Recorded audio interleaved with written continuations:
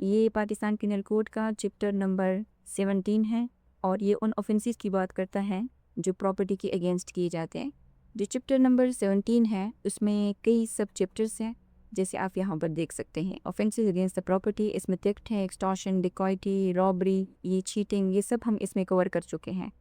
और आज का जो हमारा लेक्चर है वो सेक्शन नंबर 425 से स्टार्ट होगा। इसका जो सब थीम है वो है मिसचीफ, और ये जो सब थीम है ये स्टार्ट होता है सेक्शन नंबर 425 से लेकर 440 तक के जो सेक्शंस हैं वो इसमें कवर होते हैं। सो देखते हैं इसको।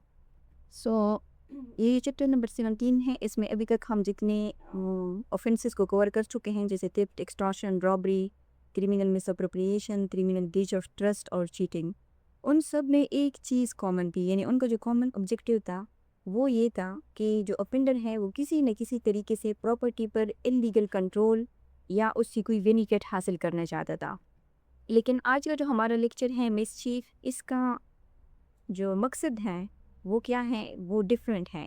यानी मिसचीफ में जो ऑफेंडर है उसका मकसद ज़रूरी नहीं है कि वो प्रॉपर्टी को हासिल करना चाहता हो। कभी उसका मकसद सिर्फ प्रॉपर्टी को डिस्ट्रॉय करना हो सकता है, या उसकी वैल्यू कम करना हो सकता है, या उसकी जो ये एक्टिविटी है उसको ख़त्म करना हो सकता है, या ओनर को नुकसान पहुंचाना हो सकता है। सो इस वजह से जो मिसचीफ है इसको offence against the integrity and utility of property भी कहा जा सकता है। और बाकी जो ऊपर के जो कंसेप्ट हमने देखे थे, जैसे थेफ्ट से लेकर चीटिंग तक की जो ऑफेंसेस हैं, उनको ऑफेंसेस अगेंस्ट पोजीशन और एपोजिशन ऑफ प्रॉपर्टी कहा जा सकता है। सो जो ड्राफ्टर थे इस पिनल कोड के, यानी ये जो पिनल कोड है ये 1834 से इसके ऊपर काम स्टार्ट हुआ, और 1860 में जाके जो लॉ कमीशन था जिसका हेड जो था थॉमस बेंटन मैकॉले था, उन्होंने 1860 में जाके इसको ड्राफ्ट किया। सो इस चैप्टर की इंसर्शन का मकसद ये था कि उन्होंने इस चीज़ को महसूस किया था कि अगर लॉ सिर्फ उस शख्स को पनिश करे जो प्रॉपर्टी चुराता है किसी भी तरीके से, चाहे थेफ्ट हो, रॉबरी हो, डिकॉइटी हो, किसी भी ज़रिए से, सो उसकी वजह से जो लॉ का पर्पस है, यानी जो सोसाइटी में आर्डर मेंटेन करना है, वो पूरा नहीं हो सकता। क्योंकि दूसरी तरफ पे कुछ ऐसे लोग होते हैं, अगर यानी फॉर एग्जाम्पल कोई शख्स है ये किसी दूसरे शख्स की फसल जला दे, या पानी का रास्ता बंद कर दे, या रोड तोड़ दे, या किसी की जो मशीन है उसको इस तरह ख़राब कर दे कि वो काम करने के काबिल ही ना रहे, ठीक है। तो यहाँ पे उसने ना तो चोरी की है, ना ही मतलब उसने किसी की प्रॉपर्टी हासिल की है, लेकिन सोसाइटी और ओनर दोनों को उसने नुकसान ज़रूर पहुँचाए हैं। इसलिए जो मिसचीफ है इसको इंसर्ट किया गया ये इसी चैप्टर नंबर 17 में प्रॉपर्टी ऑफेंसेस में इसको इंसर्ट किया गया, एक एज ए सेपरेट ऑफेंस के तौर पर। यानी आज का जो हमारा लेक्चर है उसको जो सेंट्रल क्वेश्चन है वो ये है कि प्रॉपर्टी को नुकसान पहुंचाना कब सिविल रॉन्ग बनता है, और कब जो है वो क्रिमिनल ऑफेंस या क्रिमिनल मिसचीफ जो है वो बन जाता है। सिविल रॉन्ग और criminal offence. Okay, so start करते हैं सेक्शन नंबर 425 को। इसका जो टाइटल है वो है मिसचीफ। इसका जो टेक्स्ट है ये कहता है कि who ever with intent to cause or knowing that he is likely to cause wrongful loss or damage to the public or to any other person। अब ये जो हु एवर है, हु एवर में कोई शख्स जो है वो भी और कोई भी शख्स जो है इसमें आ सकता है, यानी यहाँ पे कोई स्पेशल कैटेगरी जो है वो मेंशन नहीं है कि हु एवर कौन हुआ, तो इसमें कोई भी शामिल हो सकता है। विद इंटेंट टू कॉज, यानी उसका इंटेंशन हो, उसका मंजरिया यहाँ पे शो हो रहा है कि उस हु एवर का डायरेक्ट मकसद ही क्या हो, to cause damage to cause wrongful loss और डैमेज टू द पब्लिक, या पब्लिक को नुकसान पहुंचाना, रॉन्गफुल लॉस या डैमेज पहुंचाना, या किसी और शख्स को, ठीक है, उसका इंटेंशन ही यही हो नुकसान पहुंचाने का। और knowing that he is likely to cause, या अगर उसका इंटेंशन नहीं है तो उसको ये मालूम है कि मैं जो एक्शन करने जा रहा हूँ उससे उसका जो नतीजा है वो रॉन्गफुल लॉस या डैमेज की सूरत में निकल सकता है, और वो जो रॉन्गफुल लॉस है वो पब्लिक को भी पहुँच सकता है या किसी पर्सन को भी पहुँच सकता है। क्योंकि कभी कभी ऐसा होता है कि जो अक्यूज होते हैं उनका मकसद कुछ और होता है, यानी इंटेंशन यहाँ पे ज़रूरी नहीं है कि इंटेंशन हो, या इंटेंशन हो या जो है नॉलेज हो, क्योंकि यहाँ लिखा हुआ है और। अगर एक्यूज्ड का मकसद कुछ और होता है लेकिन उसे फिर भी मालूम हो कि भाई मैं जो एक्ट करने जा रहा हूँ उससे डैमेज होना जो है वो ऑलमोस्ट सर्टन है। जैसे इसकी मिसाल हम ऐसे दे सकते हैं कि फॉर एग्जांपल ए हैं, वो अपनी फैक्ट्री के जो केमिकल वो हैं वो नदी में छोड़ देता है। सो उसका मकसद जो है शायद सिर्फ वेस्ट डिस्पोज करना हो, लेकिन उसे ये तो पता है ना कि मेरे इस एक्शन के नतीजे में जो ये नदी का पानी है ये जो फार्म्स हैं यानी जो खेत हैं उनकी इरिगेशन के लिए यूज़ हो सकता है और क्रॉप्स को नुकसान पहुंच सकता है। अब यहाँ पे उसका भले नीयत जो है उसकी डैमेज पहुंचानी ना हो पब्लिक को, लेकिन उसको ये मालूम है कि मेरे एक्शन का नतीजा जो है वो क्या निकल सकता है। यानी बात किसकी हो रही है? फॉर साइट ऑफ कंसिक्वेंसेस की। और अक्सर प्रोविजंस में हम ये देखते हैं कि इंटेंट आर नॉलेज, और इन दोनों वर्ड्स को यानी यूज़ करने का लेजिस्लेचर का मकसद ये है कि ताकि कोई ये प्ली ना ले सके कि वो ये कहे जो अक्यूज्ड हैं कि मेरा मकसद नुकसान करना नहीं था। तो फिर लॉ ये कहती हैं कि अगर तुम्हें पहले से ये मालूम था कि नुकसान होगा तो तब तक भी तुम क्या हो, लायबल हो। और ये जो रॉन्गफुल लॉस का कंसेप्ट है इसको पाकिस्तान पिनल कोड का जो सेक्शन नंबर 23 है उसने डिफ़ाइन किया हुआ है कि रॉन्गफुल लॉस जो है वो क्या होता है। 23, ओके, ये 23 है, ये डिफ़ाइन करता है रॉन्गफुल गेन को और रॉन्गफुल लॉस को। सो जो रॉन्गफुल लॉस हैं वो क्या है? Wrongful loss is the loss by unlawful means of property to which the person losing it is legally entitled.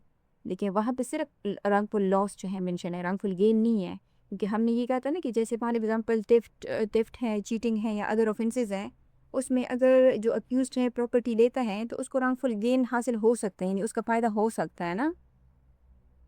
लेकिन यहाँ पे ज़रूरी नहीं है मिसचीफ में कि उसको फ़ायदा हासिल हो। वो क्या करता है कि वो कुछ एक्शंस करता है जिसकी वजह से सामने वाले को रॉन्गफुल लॉस जो है वो फेस करना पड़ सकता है, उसको डैमेज काज हो सकती है। अब जो रॉन्गफुल लॉस हैं ये अगर कोई शख्स जो है वो लीगली किसी प्रॉपर्टी के लिए एंटाइटल्ड है और आप उस शख्स को उस प्रॉपर्टी से लूज़ करते हो, वो किसी भी तरह से हो सकता है, मुकम्मल प्रॉपर्टी या उसकी प्रॉपर्टी को डैमेज करना या कोई नुकसान पहुंचाना, यानी किसी किस्म का लॉस भी हो सकता है जिसके लिए वो लीगली एंटाइटल्ड है, तो फिर वो रॉन्गफुल लॉस आएगा। लेकिन जिस तरीके से आप उसको लॉस पहुंचा रहे हो वो तरीका क्या होना चाहिए? वो अनलॉफुल मीन होना चाहिए। तो ये क्या है? ये है रॉन्गफुल लॉस। ओके, यानी रॉन्गफुल लॉस क्या है? आ, किसी को उसकी लीगल प्रॉपर्टी राइट से गैर कानूनी तौर पर महरूम करना, और या तो रॉन्गफुल लॉस हो या डैमेज हो। जो डैमेज है वो एक वाइडर कंसेप्ट है, ठीक है, हर जो डैमेज है वो रॉन्गफुल लॉस नहीं होता, लेकिन दोनों जो कंसेप्ट हैं उसको लेजिस्लेचर ने जो है कवर किए हैं। Okay, so whoever with intent to cause or knowing that he is likely to cause wrongful loss or damage to the public or to any person। Mischief सिर्फ इंडिविजुअल के खिलाफ नहीं होती, वो पब्लिक के खिलाफ भी हो सकती है। इसकी एग्जांपल अगर हम पब्लिक वाली ले लें कि कोई शख्स जो है वो पब्लिक जो जो वाटर पाइपलाइंस होती हैं उसको तोड़ देता है। अब देखिए, अब नुकसान किसका हुआ? पूरी जो सोसाइटी है जहाँ तक वाटर पंप पाइपलाइन जाती है, जहाँ तक पानी जो है वो प्रोवाइड हो रहा है, उन सबको पब्लिक को नुकसान हुआ, ठीक है, पूरी एरिया को नुकसान होता है, इसमें एक शख्स को नुकसान नहीं होता। या आप किसी एक पर्टिकुलर पर्सन को भी नुकसान जो है वो पहुंचा सकते हो। ओके, आगे ये कह रहे हैं कि cause is the destruction of any property, यानी जो प्रॉपर्टी है उसको डिस्ट्रॉय कर देना, यानी मुकम्मल तौर पर उसको तबाह कर देना। अब ये कैसे हो सकती हैं कि फॉर एग्जांपल ये जो हु एवर है किसी की गाड़ी जला दे या किसी की टीवी तोड़ दे, ठीक है, या कंप्यूटर को डिस्ट्रॉय कर दे या किसी की फसल जला दे, तो यहाँ पे जो प्रॉपर्टी है वो क्या हो गई है? ये डिस्ट्रॉय हो गई हैं। आगे कह रहे हैं कि are any such change in any property, या क्या करें कि मुकम्मल तौर पर उसको डिस्ट्रॉय ना करें प्रॉपर्टी को, लेकिन उसमें कोई ऐसी चेंज आ जाती है उस डैमेज या रॉन्गफुल लॉस की वजह से कि उसका जो अपना वो जो प्रॉपर्टी का अपना मकसद है, अपना जो काम है वो सही तरीके से नहीं कर पाती, यानी उसमें कोई ऐसी तब्दीली करना कि जिसकी वजह से उसकी वैल्यू या यूटिलिटी जो है वो कम हो जाए। इसके एग्ज़ाम्पल हम इस तरह ले सकते हैं कि फ़ॉर एग्ज़ाम्पल एक गोदाम है आइस का, यानी बर्फ़ का, अगर कोई उसमें पानी जो है छोड़ दे, ठीक है, तो उससे क्या होगा, उससे बर्फ़ जो है वो पिघल जाएगी। जैसे इलस्ट्रेशन नंबर बी ये कह रहा है कि A introduces water into an ice house belonging to Z, जो जी का आइस हाउस है, ठीक है, and this causes the ice to melt, intending wrongful loss to G, A has committed mischief। या इसकी एग्जांपल हम ऐसे भी ले सकते हैं कि किसी ने एक डीजल का टैंक है, उसमें किसी ने पानी मिला दिया। अब टैंक तो अब भी मौजूद है, लेकिन उसकी जो यूटिलिटी है वो क्या है, वो ख़त्म हो गई है। ये चेंज इन प्रॉपर्टी है। और आगे ये कह रहे हैं कि or change in the situations thereof is destroys or diminishes its value or utility. अब यहाँ पे बात हो रही है किसकी, कि प्रॉपर्टी की जो सिचुएशन है वो चेंज हो जाती है। यानी यहाँ पे लॉ ये कहती है कि कभी प्रॉपर्टी को बंदा टच भी नहीं करता, लेकिन उसकी जो पोजीशन है उसकी पोजीशन बदल जाती है, और उस पोजीशन के बदलने की वजह से उसकी जो वैल्यू या यूटिलिटी है वो क्या हो जाती है, यानी उसको डैमेज काज हो जाता है। जैसे इसकी मिसाल हम इस तरह ले सकते हैं कि अगर ए जो है वो क्या करता है, वो बी की जो बोट है यानी कश्ती है, और बी ने उसको बांधा हुआ है, तो ए क्या करता है कि उसको कोल लेता है और दरिया की जो तेज़ लहरें हैं उनमें छोड़ देता है। अब बोट उसने तोड़ी नहीं है, उसको डिस्ट्रॉय नहीं किया उसने खुद, ठीक है, लेकिन सिर्फ उसकी जो सिचुएशन है वो चेंज की है, और उस सिचुएशंस की वजह से उसकी जो यानी उसको डैमेज जो है वो कॉज हो गई है। और आगे कह रहे हैं कि इज डिस्ट्रॉय और diminishes its value or utility, यानी प्रॉपर्टी को टोटली जो डिस्ट्रॉय करना है वो ज़रूरी नहीं है मिसचीफ के लिए। अगर उसकी वैल्यू और यूटिलिटी कम हो जाए तो तब भी ये मिसचीफ हो सकती हैं। इसकी मिसाल हम इस तरह ले सकते हैं कि ए अगर किसी की ए जो है अगर वो बी की गाड़ी पर एसिड डाल देता है। अब गाड़ी तो फिर भी चलती है, लेकिन वो ऊपर से ख़राब हो जाती हैं और उसकी जो रीसेल वैल्यू है वो बहुत ज़्यादा कम हो जाती हैं। तो ये क्या है, डिमिनिश इट्स वैल्यू हो जाती हैं। या डिमिनिश इट्स यूटिलिटी कैसा कैसे होगा कि प्रॉपर्टी किसी काम की, जिस काम के लिए प्रॉपर्टी बनी होती है, अगर वो काम ही ना कर सके तो फिर वो क्या होगी, तो फिर यूटिलिटी ख़त्म हो जाएगी। जैसे अगर ए क्या करता है कि वो कंप्यूटर के सॉफ्टवेयर को परमानेंटली करप्ट कर देता है, यानी बी के कंप्यूटर को। अब कंप्यूटर फिजिकली तो ठीक है, लेकिन कंप्यूटर किस काम के लिए जो बना था, अब उसकी उस सॉफ्टवेयर करप्शन की वजह से उसकी जो यूटिलिटी है वो क्या हो गई है, वो डिस्ट्रॉय हो गई हैं। और इफेक्ट्स इट्स इंजरसली कमिट्स मिसचीफ।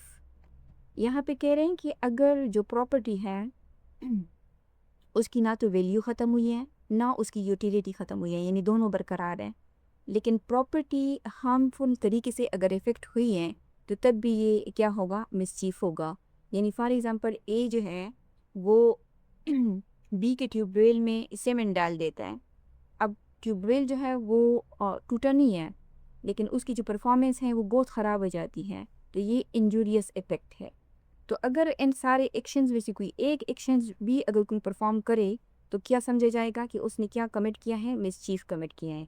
यानी जब इंटेंट या नॉलेज हो, रॉन्गफुल लॉस या डैमेज का एलिमेंट हो, प्रॉपर्टी जो है वो डिस्ट्रॉय हो, या उसकी जो वैल्यू या यूटिलिटी या अगर उसकी कंडीशन इंजूरियसली अफेक्ट हो, तो तब जो है ये जो ऑफेंस है सेक्शन नंबर 124-25 के अंदर मिसचीफ का ये कंप्लीट होगा। अब देखते हैं एक्सप्लेनेशन नंबर 1 को। ये कहते हैं कि it is not essential to the offence of mischief that the offender should intend to cause loss or damage to the owner of the property। यानी मिसचीफ के लिए ये ज़रूरी नहीं है कि जो ऑफेंडर हैं वो प्रॉपर्टी का जो ओनर है जिसको उसने इंजर या डिस्ट्रॉय किया है, यानी ओनर की जो प्रॉपर्टी है उसको नुकसान पहुंचाए।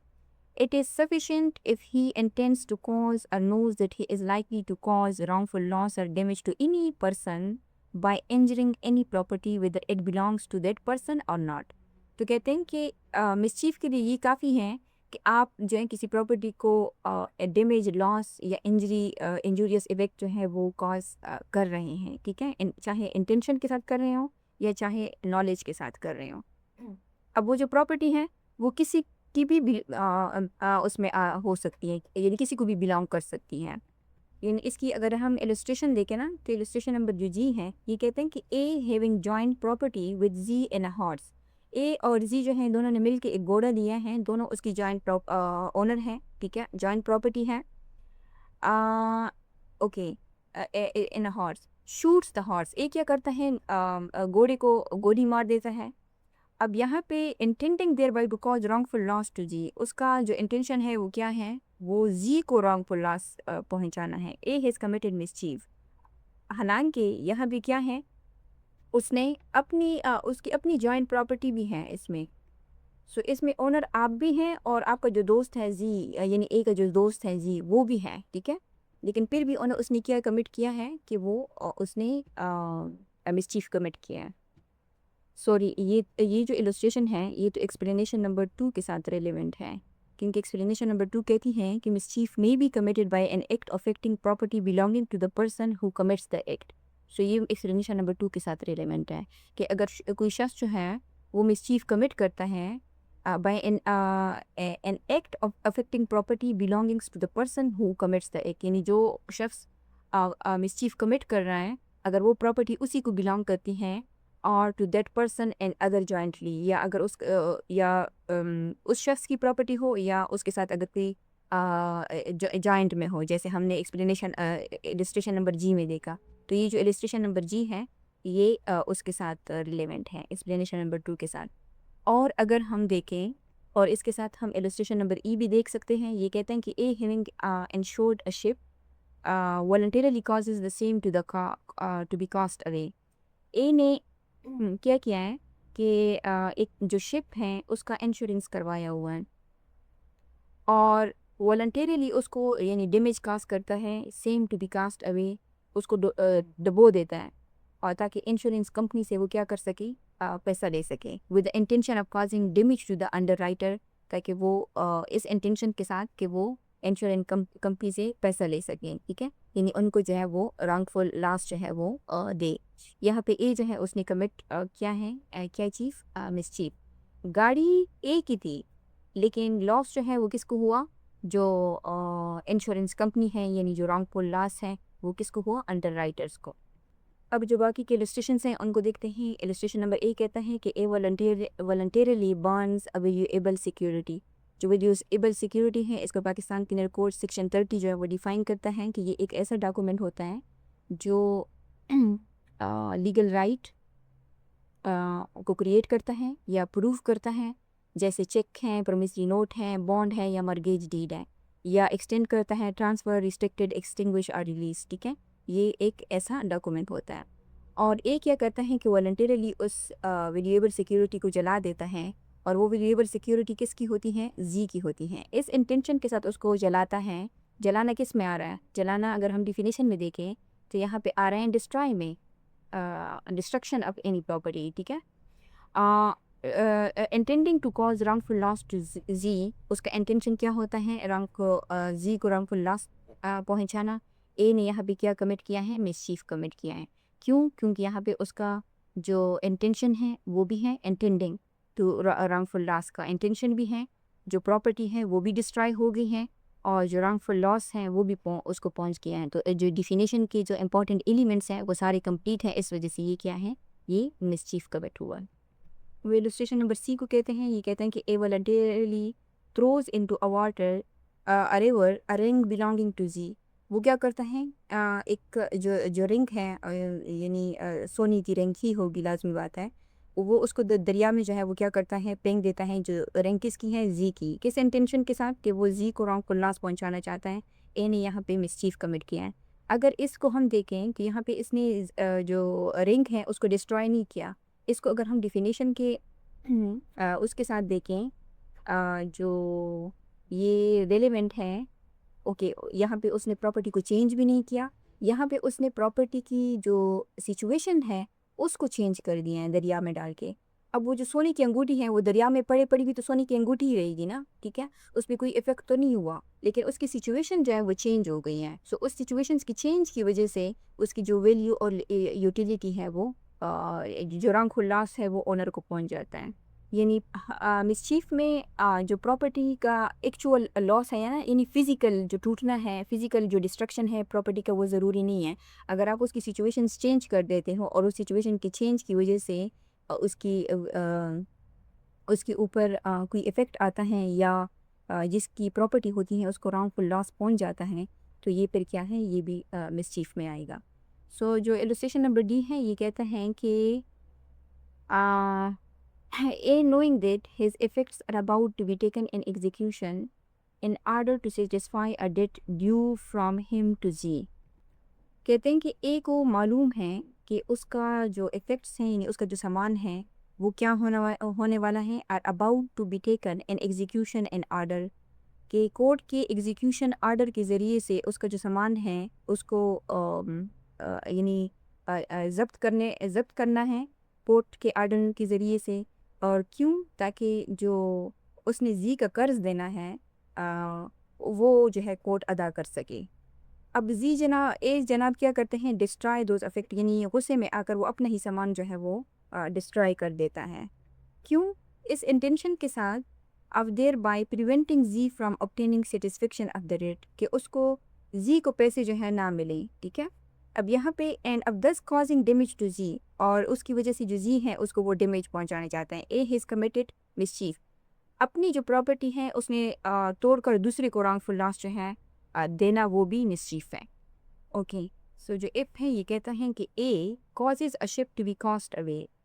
A क्या करता है कि जो शिप है उसको डुबा देता है। किस इंटेंशन के साथ? Intending thereby to cause damage to Z, कि वो जी को डैमेज कॉज करना चाहता है। Who has lent money on bottomry on the ship, जो यानी जी ने जहाज़ को गिरवी ए के पास गिरवी रख कर ए को जो है वो पैसे जो हैं दिए दे। ए हिज कमिटेड मिसचीफ, यानी ए ने जानबूझकर जो किश्ती है उसको डबो दिया। शिप शायद उसकी अपनी भी हो सकती है, लेकिन जो जी है उसने उस शिप की सिक्योरिटी पर पैसा जो है वो उधार दिया हुआ था। ठीक है, सो शिप डुबोने से जी की जो सिक्योरिटी है वो ख़त्म हो गई और जो लोन रिकवर करना है वो मुश्किल या नामुमकिन हो गया। सो यहाँ पे जो जी है उसको क्या हुआ, रॉन्गफुल लॉस हुआ। इस वजह से ए ने क्या किया है, जो मिसचीफ है वो कमिट किया है। और ये जो कंसेप्ट है बॉटमरी ये मेरीटाइम लॉ का एक पुराना कंसेप्ट है। इसमें शिप का ओनर किसी से लोन लेता था, ठीक है, शिप ही उस लोन की सिक्योरिटी यानी कोलेट्रल होती थी। अगर लोन वापस ना हो और शिप भी तबाह हो जाए तो लेंडर का पैसा भी ख़तरे में आ जाता है। ठीक है, यानी शिप पर लेंडर का फाइनेंशियल इंटरेस्ट होता था। यानी ये वाली जो इलस्ट्रेशन है ना इफ़ वाली, इसको अगर हम आजकल के उसमें देखें, हालात के साथ अगर हम इसको रिलेट करके देखें, तो इसकी एग्जांपल हम इस तरह ले सकते हैं कि एक शख्स है ए, उसने बैंक से फॉर एग्जांपल 30 लाख की जो एक कार है वो ली है। ठीक है, 30 लाख कार का यानी लोन जो है वो उसने लिया है। अब ये जो कार है ये किसके पास है? ये ए के पास है। और किसके नाम पर रजिस्टर्ड है ये कार? ये ए के नाम पर रजिस्टर्ड है। ए ही उस कार को यूज़ करता है यानी चलाता है, लेकिन ये जो बैंक है उसका उस कार के ऊपर हाइपोथिकेशन चार्ज है। अगर ए जो है वो लोन वापस ना करे तो बैंक लीगल प्रोसेस के ज़रिए से ये जो कार है उसको रिकवर या ऑक्शन करवा सकती है। सो यहाँ पे ए अगर कार को डिस्ट्रॉय कर दे तो वो किसका नुकसान करेगा? वो बैंक का भी नुकसान करेगा। सो इस वजह से ए जो है वो उसने मिसचीफ कमिट किया है। ओके, सो यहाँ पे जो इलस्ट्रेशन नंबर एच है ये कहती है कि A causes cattle to enter upon a field belonging to Z and intending to cause and knowing that he is likely to cause damage to Z crop, A has committed mischief। ए क्या करता है कि जानबूझकर अपनी जो मवेशी है वो जी के जो फील्ड्स हैं, जो खेत हैं, उनमें घुसा देता है। यानी अब यहाँ पे ए जो है वो खुद जी के खेत में दाखिल नहीं हुआ, बल्कि उसने क्या किया है, अपने जो जानवर हैं, केटल हैं, मवेशी हैं, उनको खेत में जो है बेच दिया है। क्यों? इस इंटेंशन के साथ ताकि वो जी का जो फसल है उसको क्या कर सकें, उसको नुकसान पहुंचा सकें, डैमेज कर सकें, इसको डिस्ट्रॉय कर सकें। ए ने यहाँ पे क्या कमिट किया है? मिसचीफ कमिट किया है।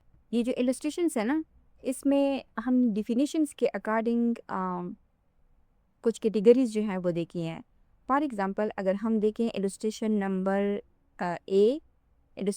ए और साथ में जो इलस्ट्रेशन नंबर बी है, ये दोनों अगर हम कहें ना कि ये कैटेगरी 1 में फ़ॉल करते हैं, तो ये जो कैटेगरी 1 है, ये किससे रिलेटेड होगी? ये फिज़िकल डिस्ट्रक्शन से रिलेटेड होगी, ठीक है? Physical destruction, okay. सो अगर हम बात करें कैटेगरी नंबर 2 की, तो जो डेफिनेशन में एक फ्रेज़ यूज़ हुआ है सिचुएशन एंड चेंज। तो अगर हम बात करें इलस्ट्रेशन नंबर सी की, तो ये सिचुएशन एंड चेंज की बात करता है, ठीक है? जैसे हमने कहा ना कि उसने रिंग को दरिया में फेंक दिया, सिचुएशन चेंज कर दी, रिंग तो रिंग ही रहेगी।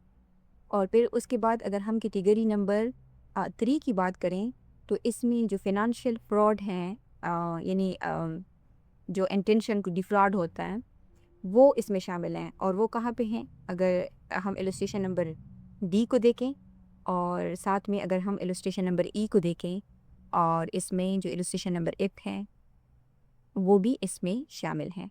और फिर इसके बाद अगर हम कैटेगरी नंबर 4 को देखें, कैटेगरी नंबर 3, तो ये बात करता है जो जॉइंट ओनरशिप है उसकी, ठीक है? और जो इनडायरेक्ट डैमेज है, इनडायरेक्ट डैमेज इस वजह से है कि इसमें जो ओनर होता है, वो अपनी प्रॉपर्टी को भी खुद भी नुकसान पहुंचता है, क्योंकि पहुंचाता है, क्योंकि वो जॉइंट ओनर होता है। जैसे हमने देखा, ये इलस्ट्रेशन नंबर जो जी है, इसको हमने देखा, ठीक है? और साथ में हमने उसको भी देखा, ओके। बल्कि जो इलस्ट्रेशन नंबर एच है, उसको हम कैटेगरी 5 में अगर डालेंगे, तो ये फिर इनडायरेक्ट उसमें आएगा डैमेज में, क्योंकि वो खुद उसने डैमेज कॉज नहीं किया, बल्कि मवेशियों को खेत में घुसा के जो है उसने नुकसान किया। तो ये जो है इलस्ट्रेशंस की डिफरेंट कैटेगरीज़ हैं, और ये जो सारी कैटेगरीज़ हैं, ये डिफिनेशंस के अकॉर्डिंग ही है, क्योंकि ये सारी चीज़ें जो हैं ये डिफिनेशन के अंदर मौजूद है कि आप इन इन तरीके से डैमेज, डिस्ट्रक्शन को सिचुएशन चेंज कर सकते हो, ये ठीक है? ये चेंज इन प्रॉपर्टी सब कर सकते हो। सो अब हम देखते हैं सेक्शन नंबर 426 को। ये बात करता है punishment for mischief, who ever commits mischief, यानी यहाँ पे जो एक्चुअल मिसचीफ है उसका प्रूफ होना ज़रूरी है कि सेक्शन नंबर 425 जो है वो एक्चुअल में कमिट हुआ हो मीन्स वो प्रूफ हो चुका है। तो उसके बाद उसकी जो पनिशमेंट होगी वो इम्प्रिजनमेंट होगी। अब ईदर डिस्क्रिप्शन जो में एक्सटेंड हो सकती है 3 मंथ्स तक, या उसके बाद फ़ाइन भी कॉज हो सकता है, या बहुत कॉज हो सकते हैं। अब ये जो इम्प्रिजनमेंट है, ये टाइप ऑफ पनिशमेंट है, इसको पाकिस्तान पिनल कोड का जो सेक्शन नंबर 53 है वो ये नहीं बताता है, और टाइप्स ऑफ पनिशमेंट वो बताता है। और वो ये कहता है कि जो इम्प्रिजनमेंट है वो 2 टाइप्स की होती है, एक सिंपल इम्प्रिजनमेंट और एक होती है रिग्रेस इम्प्रिजनमेंट। तो जब ईदर डिस्क्रिप्शन आता है, तो उसका मतलब ये होता है कि ये कोर्ट की मर्ज़ी के ऊपर है कि वो चाहे तो सिंपल इम्प्रिजनमेंट दे, चाहे तो वो रिग्रेस इम्प्रिजनमेंट दे। ये आप देख सकते हैं चैप्टर नंबर 3 पनिशमेंट के बारे में बात करता है। इसमें जो 8 नंबर की पनिशमेंट है, ये इम्प्रिजनमेंट है, और ये बताता है कि ये 2 डिस्क्रिप्शन की हैं, रिग्रेस और सिंपल। और उसके अलावा उस सेक्शन के लिए 426 में एक दूसरी भी पनिशमेंट मौजूद थी, और वो है फ़ाइन, वो 10th नंबर की पनिशमेंट है। ये आप देख सकते हैं 10th नंबर वाली जो है वो फ़ाइन है। सो अगर हम सेक्शन नंबर 426 को देखें, तो ये लिखा हुआ है इम्प्रिजनमेंट ऑफ ईदर डिस्क्रिप्शन। एक तो इम्प्रिजनमेंट है, दूसरा फ़ाइन है, और या बहुत, यानी कोर्ट केस के फिक्स और सर्कमस्टांसिस के मुताबिक जो कोर्ट है वो फैसला करेगी कि उसको इम्प्रिजनमेंट, सिर्फ इम्प्रिजनमेंट देनी है, सिर्फ फ़ाइन लगाना है, या उसको दोनों देने हैं। अब हम देखते हैं सेक्शन नंबर 427 को। ये बात करता है mischief causing damage to the amount of 50 rupees. ये जो सेक्शन नंबर 427 है, ये कोई इंडिपेंडेंट ऑफेंस नहीं है, ये सेक्शन नंबर जो 425 है उसका एग्रीवेटेड फॉर्म है। यानी यहाँ पे जो प्रोसिक्यूशंस है उसको पहले ये प्रूफ करनी होती है कि जो सेक्शन नंबर 425 है, उसके तमाम जो इंग्रेडिएंट्स हैं ना उनको प्रूफ करना ज़रूरी है, ठीक है? जैसे इंटेंशन है, या नॉलेज है, राउंडफुल लॉस है, या डैमेज है, प्रॉपर्टी डिस्ट्रॉय करना, या उसकी वैल्यू या यूटिलिटी को अफेक्ट करना, ठीक है? उसके बाद एक और जो चीज़ प्रूफ होगी, और वो क्या होगी? वो है whoever commits mischief and thereby causes loss or damage to the amount of 50 rupees or upwards shall be punished with imprisonment of either description, में एक्सटेंड हो सकती है 2 ईयर तक, या फाइन भी लग सकता है, या दोनों। सो ये कहते हैं कि अगर कोई शख्स मिसचीफ कमिट करेगा, और उस मिसचीफ के का जो रिज़ल्ट है वो क्या होगा? लॉस या डैमेज होगा। यानी मिसचीफ और जो डैमेज है, उन दोनों के बीच में एक डायरेक्ट कनेक्शन जो है वो लाजमी होना चाहिए, ठीक है? अगर डैमेज या लॉस जो है किसी और वजह से हुआ है, तो फिर सेक्शन नंबर 427 जो है वो नहीं लगेगी। अगर वो जो लॉस या डैमेज है वो मिसचीफ की वजह से कमिट हुआ है, तो फिर क्या होगा? 427 जो है वो इस्टेब्लिश हो गया। और वो जो लॉस या डैमेज है वो कितना होना चाहिए कि द अमाउंट ऑफ 50 रुपीज़ और अपवर्ड्स, यानी जो 50 रुपीज़ है ये मिनिमम अमाउंट है या उससे ज़्यादा भी होना चाहिए। अब अगर आपके ये जो 50 रुपीज़ हैं, चूँकि ये पीपीसी 1860 में ड्राफ्ट हुआ था, तो उस वक़्त ये जो 50 रुपीज़ है ये एक बहुत बड़ी अमाउंट हुआ करती थी, ठीक है? और इसमें अपवर्ड्स भी शामिल हैं, ठीक है? लेकिन आज के ज़माने में अगर हम इन्फ्लेशन की वजह से 50 रुपए को देखें, तो 50 रुपए में तो कुछ भी नहीं आता, ठीक है? इसकी कोई मॉनेटरी वैल्यू जो है वो नहीं है। लेकिन यहाँ पे चूँकि लिखा हुआ है अपवर्ड्स, तो उसकी वजह से इसका मतलब ये है कि जैसे हमने कहा ना कि 427, 425 का एग्रीवेटेड फॉर्म है। जो 425 है वो क्या करता है, वो ऑर्डिनरी जो मिसचीफ है उसको बताता है कि जो 427 है उसमें एक स्पेशल केस जो है वो शामिल हो जाता है कि अगर उस लॉस और डैमेज की जो वैल्यू है वो 50 रुपीज़ से लेकर यानी अपवर्ड्स तक अगर होगी, तो फिर उसकी जो इम्प्रिजनमेंट होगी वो भी क्या होगी, एक्सटेंड होगी। क्योंकि नाम में जब भी हम देखते हैं कि कोई ऑफेंस जो है अगर वो एग्रीवेटेड फॉर्म है, तो उसकी पनिशमेंट भी क्या होगी, ज़्यादा होगी। जैसे यहाँ पे आप देख सकते हो जो ऑर्डिनरी मिसचीफ है, यानी जो बेस ऑफेंस की पनिशमेंट है वो 3 मंथ्स है, यहाँ पे एक्सटेंड होके 2 ईयर्स तक चली गई है। जैसे हमने कहा ना कि जो 427 है ये बेस ऑफेंस का यानी सेक्शन नंबर 425 का एग्रीवेटेड फॉर्म है। अब हम दूसरा जो सेक्शन है जो इसी एग्रीवेटेड फॉर्म में आता है, वो है सेक्शन नंबर 440। ये बात करता है mischief committed after preparation made causing death और हर्ट। यानी ये सेक्शन नंबर 440 है, ये भी कोई नया ऑफेंस जो है वो डिफाइन नहीं करती। ये भी जो सेक्शन नंबर 425 है उसकी सबसे एग्रीवेटेड जनरल फॉर्म है। यानी होता तो ये भी मिसचीफ है, लेकिन उस मिसचीफ की वजह से जो लॉस, रॉन्गफुल लॉस या डैमेज काज होती हैं, वो क्या होती हैं, वो सिवियर होती हैं। उस स्पेशल सर्कमस्टांसिस की वजह से फिर उसकी जो पनिशमेंट है वो भी एग्रीवेटेड हो जाती है। अब ये कह रहे हैं कि हु एवर कमिट्स मिसचीफ, यानी 425 का प्रूफ होना ज़रूरी है कि वो ऑलरेडी कमिट हो चुकी हो, ठीक है? यानी अगर 425 प्रूफ नहीं होती तो फिर तो 440 जो है वो कोई सवाल ही पैदा नहीं होगा ना कि 440 बने। Having made preparation for causing to any person death और हर्ट और wrongful restraint or fear of death or fear of hurt or fear of wrongful restraint shall be punished with imprisonment of either description, जो extend हो सकती हैं 5 years तक। Okay, यहाँ पे और नहीं है, यहाँ पे लिखा है एंड, यानी प्लस उसके ऊपर जो फाइन है वो दोनों लगेगा, यानी दोनों सजाएं उसको होगी। अब इसको समझते हैं। इसका मतलब ये है कि अगर कोई शख्स जो है वो मिसचीफ कमिट करता है, लेकिन मिसचीफ कमिट करने से पहले ये लिखा हुआ है ना हैविंग मेड प्रिपरेशन, यानी उसने मिसचीफ कमिट करने से पहले जो प्रिपरेशन है वो उसने की हुई हो, किस चीज़ के लिए, for causing to any person death, hurt, wrongful restraint, यानी वो इस चीज़ के लिए तैयार बैठा हो कि मैं ये जो मिसचीफ कमिट करने जा रहा हूँ, अगर ज़रूरत पड़ी तो मैं किसी को मार भी सकता हूँ, किसी को हर्ट भी काज कर सकता हूँ, किसी को रॉन्गफुली रिस्ट्रेन भी कर सकता हूँ। यहाँ पे प्रिपरेशन फॉर कॉजिंग है, यहाँ पे कॉजेज़ नहीं लिखा कि एक्चुअल हर्ट कॉज हो जाए या डेथ कॉज हो जाए या रॉन्गफुल रिस्ट्रेन। यहाँ ये सिर्फ प्रिपरेटरी स्टेज के ऊपर जो है लॉ इसको ऑफेंस बना रहा है। यानी प्रिपरेशन का मतलब क्या हो सकता है कि ऑफेंस को डेंजरस बनाने के लिए जो पहले से प्रैक्टिकल अरेंजमेंट है वो कर लेना, ठीक है? यानी ऑफेंडर ने मिसचीफ करने से पहले ऐसे इंतजामात जो हैं वो कर लिए हों कि अगर कोई उसको रोके तो वो उसके खिलाफ वायलेंस जो है वो यूज़ कर सके। यानी इसकी मिसाल हम ऐसे ले सकते हैं कि फॉर एग्जांपल ए है, वो क्या करते हैं कि वो एक फैक्ट्री जलाने को जाता है, लेकिन जलाने से पहले वो अपने पास पिस्टल भी रख लेता है, पेट्रोल भी ले जाता है, और उसके साथ 2 आर्म गार्ड्स भी यानी मौजूद होते हैं। तो ये सिर्फ मिसचीफ नहीं है, ये क्या है, ये प्रिपरेशन है।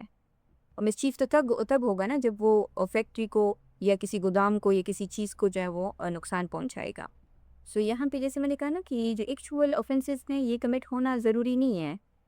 अगर उसका फियर भी क्रिएट किया जा रहा है, चाहे वो डेथ का हो, हार्ट का हो या रॉन्गफुल रिस्ट्रेन का हो। फॉर एग्जांपल अगर ये ए है, ये पेट्रोल बम लेकर आता है और कहता है कि जो आगे आएगा मैं उसे ज़िंदा जला दूंगा। अब उसका मकसद लोगों को सिर्फ डराना है, और यानी डरा कर मिसचीफ कंप्लीट करना है, ठीक है? तो यहाँ पे वो क्या है, फियर ऑफ डेथ है या फियर ऑफ हार्ट जो है वो क्रिएट कर रहा है। सो आपके जहन में हो सकता है कि ये सवाल हो कि जब सेक्शन नंबर 425 ने पहले ही मिसचीफ को पनिश किया हुआ है, तो फिर 440 की ज़रूरत क्यों है? देखें, कभी कभी जो मिसचीफ है ना वो सिर्फ प्रॉपर्टी तक लिमिटेड नहीं होती, कभी कभी ये जो हु एवर है यानी ये जो ऑफेंडर है वो वेपन लेकर आता है, आर्म गैंग बनाता है, लोगों को डरा कर प्रॉपर्टी डिस्ट्रॉय करता है। अब यहाँ पे जो डेंजर है वो सिर्फ प्रॉपर्टी तक महदूद नहीं है, ये ह्यूमन लाइफ को भी डेंजर है, इसलिए इसकी जो पनिशमेंट है वो ज़्यादा है। और कितनी तक एक्सटेंड हो सकती है? 5 ईयर तक। यानी ये जो 5 ईयर है ये कोई फिक्स टर्म नहीं है कि उसको इतनी ही मिलेगी। ये डिपेंड करेगा कि इसके फैक्ट्स और सरकमस्टांसिस के मुताबिक। यानी ज़्यादा से ज़्यादा पनिशमेंट उसको 5 साल मिल सकती है, अगर कोर्ट चाहे तो उसकी कम भी कर सकते हैं। और उसके साथ साथ जो फ़ाइन है वो भी ऑब्लिगेटरी है। सो ये आज का हमारा लेक्चर था जिसमें हमने बेस ऑफेंस को कवर किया। बेस ऑफेंस जो है वो 425 में है और उसकी पनिशमेंट और उसकी जो एग्रीवेटेड फॉर्म्स हैं उनको हमने देखा।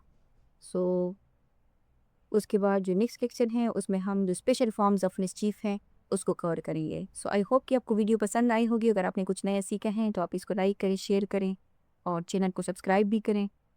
अगर आपका इस लेक्चर के हवाले से कोई क्वेश्चन है तो आप कमेंट में पूछ सकते हैं, या अगर आपकी वीडियोस के इम्प्रूवमेंट्स के हवाले से कुछ सजेशंस हैं तो वो भी आप मुझे दे सकते हैं। Thank you.